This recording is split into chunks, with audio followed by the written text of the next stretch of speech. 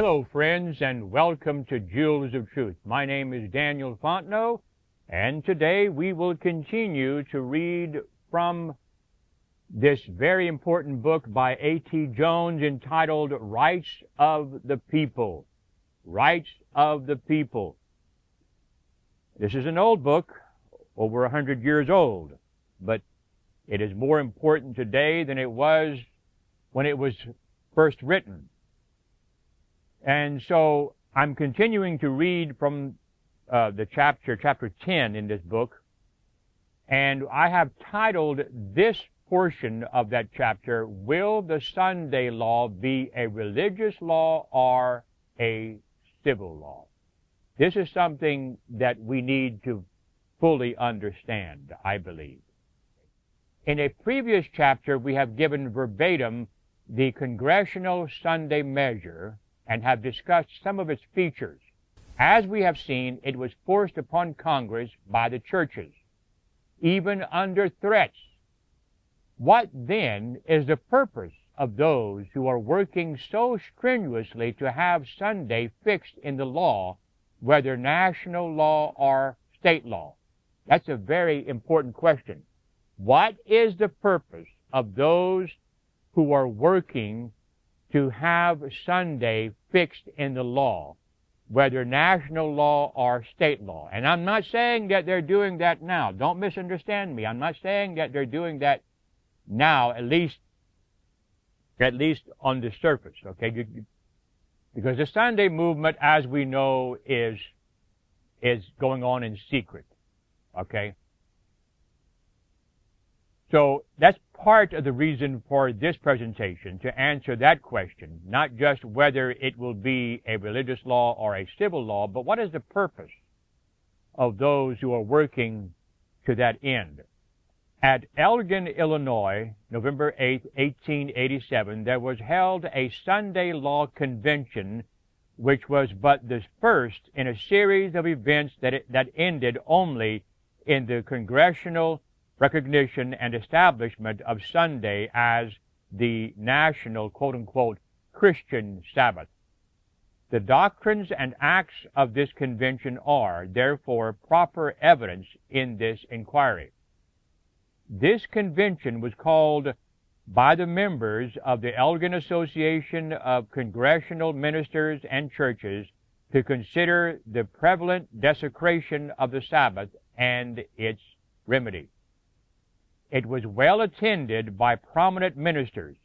In that convention, the following resolutions were passed, okay? In that convention, the following resolutions were passed.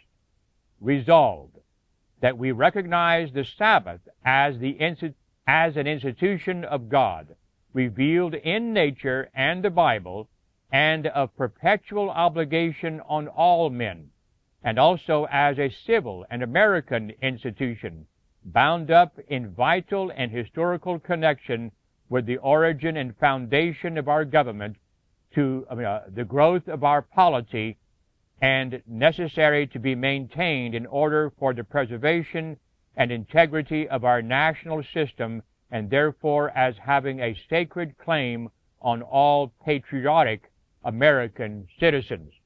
I want to comment on some of that resolution. So is the Sabbath, especially even the seventh-day Sabbath, does it have, or even the other Sabbath, does it have a vital and historical connection with the origin and foundation of our government? I don't think so. Okay. Is it a civil and American institution? Is the Sabbath a civil and American institution? I see no evidence of that. And it has does it have a sacred claim on all patriotic American citizens?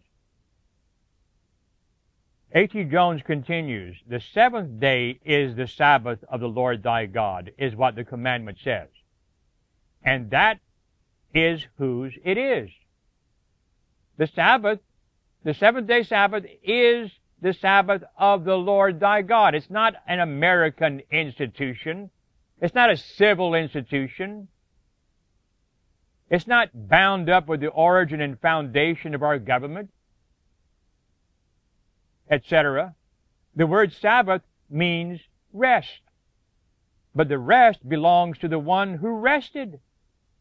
Who rested? God. From what? From the work of creation.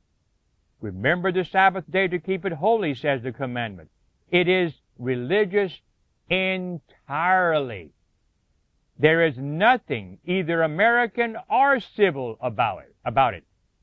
It is the Lord's, and it is holy. If it is not kept holy, it is not kept at all. And being the Sabbath of the Lord's day, it is to be rendered to the Lord, and not to Caesar, not to any government. With his observance or non-observance, civil government can never of right have anything to do. The second resolution was this: resolved that we look with shame and sorrow on the non-observance of the Sabbath by many Christian people. Of course, they're speaking here of the Sunday Sabbath, in that the custom prevails with them of purchasing Sabbath newspapers, engaging in and patronizing Sabbath business and travel, and in many instances giving themselves to pleasure and self-indulgence, setting aside by neglect and indifference the great duties and privileges which God's day brings them. That is a fact. They ought to be ashamed of it. This is quite, we're finished. We just finished the resolution. Okay, now Brother Jones says that is a fact. They ought to be ashamed of it. But what do they do to rectify the matter? Do they resolve to preach the gospel better? To be more faithful themselves in bringing up the consciences of the people by showing them their duty in regard to these things? Oh, no. They resolve to do this. Quote, resolved that we give our votes and support to those candidates or political officers who will pledge themselves to vote for the enactment and enforcing of statutes in favor of the civil Sabbath, unquote. So, they whine and they complain that people do things on the Sabbath, Sunday that is, that are not fitting to be done on the Sabbath, Sunday. So instead of, maybe preaching better sermons to convince them of their duty in the matter, no, we're going to force them to rest, to not work on Sunday by having the government force them, of course. The law enforce them. Yes, they are ashamed and sorry that Christians will not act like Christians and religiously. Therefore, they will compel them to act both morally and religiously by enforcing upon them a civil Sabbath. And if men will not obey the commandment of God without being compelled to do it by the civil law, then when they obey the civil law, are they obeying God? They are not. Do not these people then in that way put the civil law in the place of the law of God and the civil government in the place of God? They assuredly do. And that is always the effect of such attempts as this. It makes utter confusion of all civil and religious relations and only adds hypocrisy to guilt and increases unto more ungodliness. If you're going to force them, in other words, if you're going to force someone to be a Christian, to keep the Sabbath holy, you're only going to cause more problems. You're only going to cause more problems. It's going to increase unto more ungodliness. It adds hypocrisy to guilt. There is another important consideration just here. They never intended to secure nor to enforce a civil Sunday, but a religious one holy. For in all the discussions of that whole convention, there is not a word said about a civil Sabbath, except in 2 of these resolutions. In the discussions of the resolutions themselves, everything was upon a religious basis.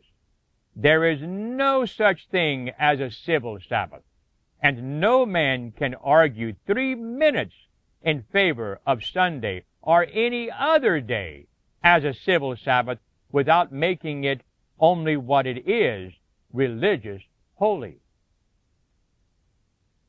Okay, now I'm going to diverge. I'm going to disconnect just for a moment from this book, The Rights of the People by A.T. Jones, and quote a statement from the book, The Desire of Ages, page 725. I've added this to A.T. Jones's book. But there was something, this is the context of this passage here. Sister White is speaking about Christ's trial before Pilate. Okay? Before Christ was crucified, he was put on trial, and she's describing the events that transpired during that trial. But there was something in the prisoner that held Pilate back from this. Okay? There was something in Jesus that held Pilate back. He dared not do it. He read the purposes of the priests. He remembered how not long before Jesus had raised Lazarus, a man that had been dead 4 days, and he determined to know, before signing the sentence of condemnation, what were the charges against him and whether they could be proved. If your judgment is sufficient, he said, why bring the prisoner to me? Take ye him, and judge him according to your law. Thus pressed, the priest said that they had already passed sentence upon him, but that they must have Pilate's sentence to render their condemnation valid. What is your sentence? Pilate asked. The death sentence, they answered. But it is not lawful for us to put any man to death. They asked Pilate to take their word as to Christ's guilt and enforce their sentence. They would take the responsibility of the result. Pilate was not a just or a conscientious judge, but weak though he was in moral power, he refused to grant this request. He would not condemn Jesus until a charge had been brought against him. Now, this is the key paragraph here. Follow this, please, because this has a huge bearing upon the subject we are discussing here. Is the Sunday law going to be civil or religious? The priests were in a dilemma. They saw that they must cloak their hypocrisy under the thickest concealment. Notice, they must not allow it to appear that Christ had been arrested on religious grounds. That statement is hugely important. The Jewish priests did not want Pilate to know. They did not want to appear. They did not want it to appear to Pilate that Christ had been arrested on religious grounds. This is why they said, they accused him as making himself another king instead of Caesar's. So they must not allow it to appear that Christ had been arrested on religious grounds. Were this put forward as a reason, their proceedings would have no weight with Pilate, and they knew this. They must make it appear that Jesus was working against the common law. Then he could be punished as a political offender. Tumults and insurrection against the Roman government were constantly arising among the Jews. With these revolts, the Romans had dealt very rigorously, and they were constantly on the watch to repress anything that could lead to an outbreak or to an insurrection, okay? So the Jewish leaders, they knew this, and they milked it. They took advantage of it. And that was from Desire of Ages, page 725. So, and again I say, at the end of the world, when the Sunday law begins to be agitated, the reason that the religious leaders, the Christians and the churches are going to give is that it will have something to do with, like some of us already know, well, the environment, or these people are working against the government, okay? They'll accuse Seventh-day Adventists of trying to overthrow the government or some kind of nonsense like that.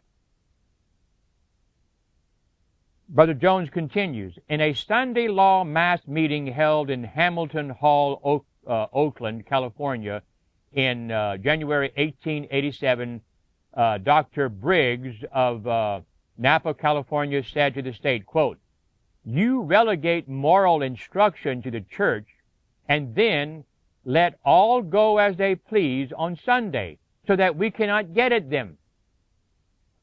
This is a complaint that this so-called minister of the gospel made to the government, to the state.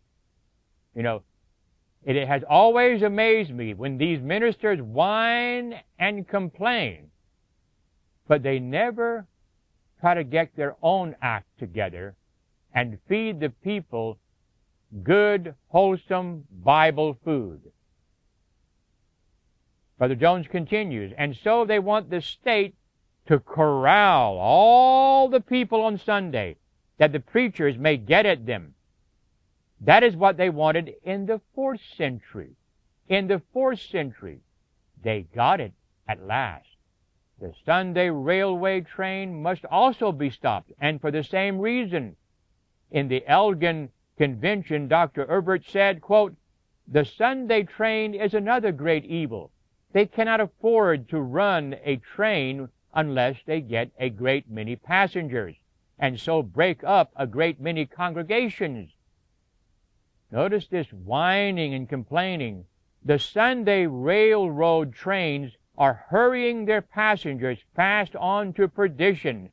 What an outrage that the railroad, the great civilizer, should destroy the Christian Sabbath.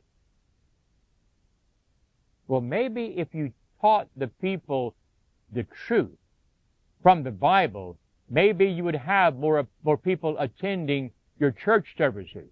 You think?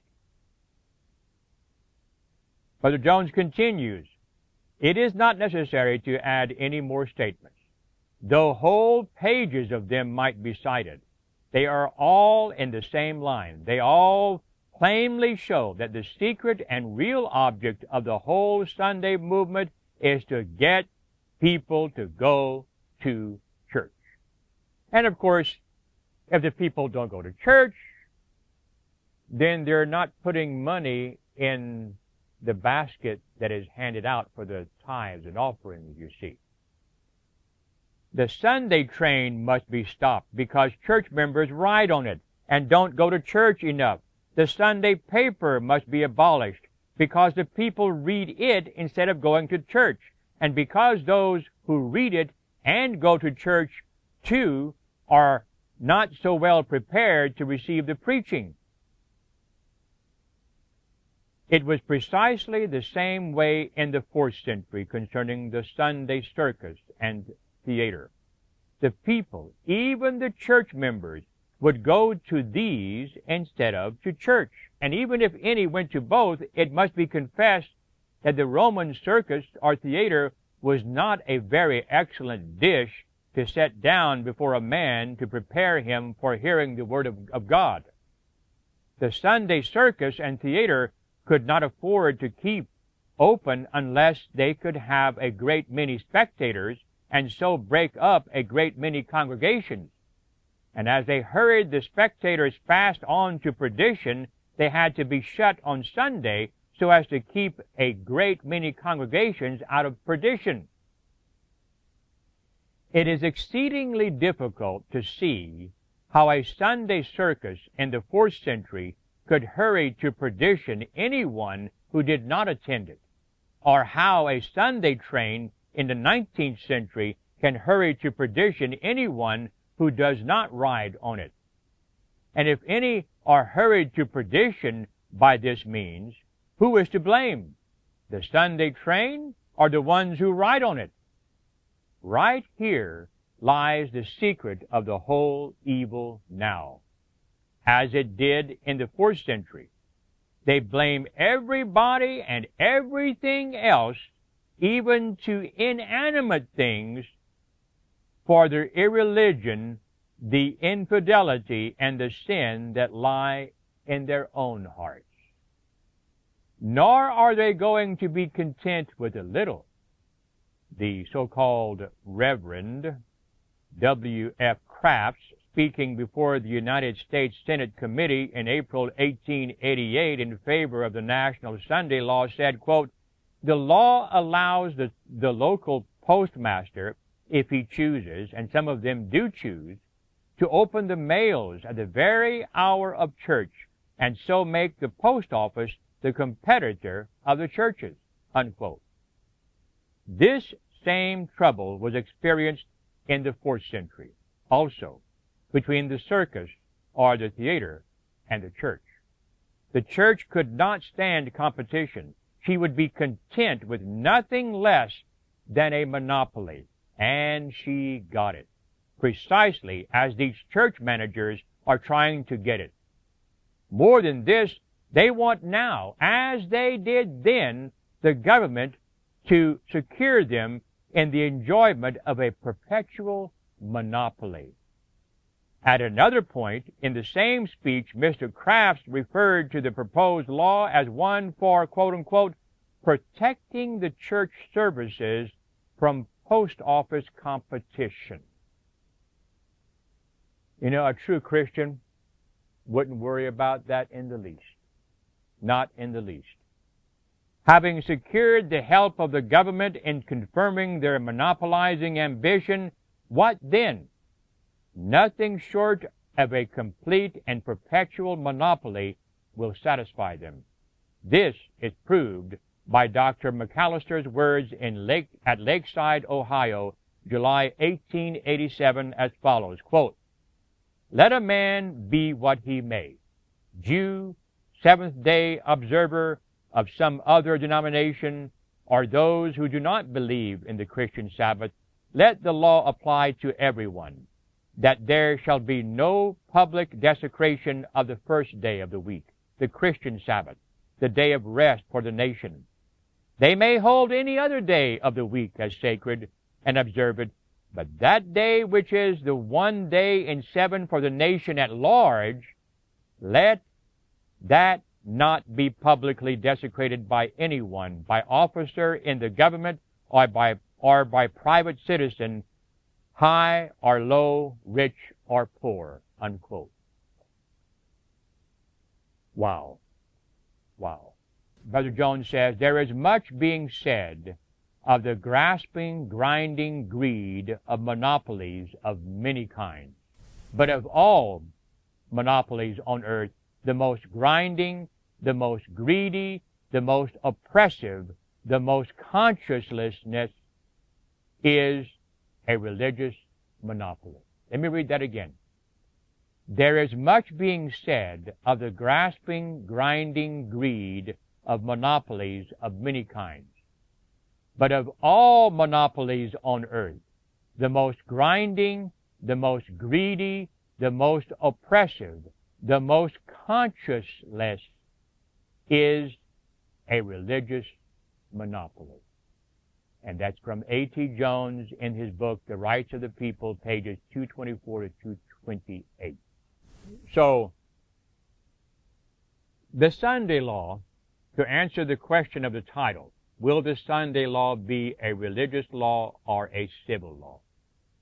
I hope that you have learned from this presentation that the churches, particularly the leaders of the churches, at the time of the enforcement of the Sunday law, the future Sunday law, they will try to make it appear that it is civil only, when in actuality it is really a religious law. And the government has no business in enforcing religious law. We have in this country, in our Constitution, and a First Amendment which says that Congress shall make no law respecting an establishment of religion or prohibiting the free exercise thereof, thus putting a wall between church and state. If you enjoy this type of content and you would like to share this video and make sure that it goes out to as many as possible, then tap that like button at the bottom of this video so that it can be sent far and wide to those who are hungering for truth. And if you have any comments or questions, then put them at the bottom, place them at the bottom of this video. And if you haven't subscribed, we would highly encourage you to do so. Thank you for joining us here at Jewels of Truth. We hope and pray that you will have a good day in the Lord.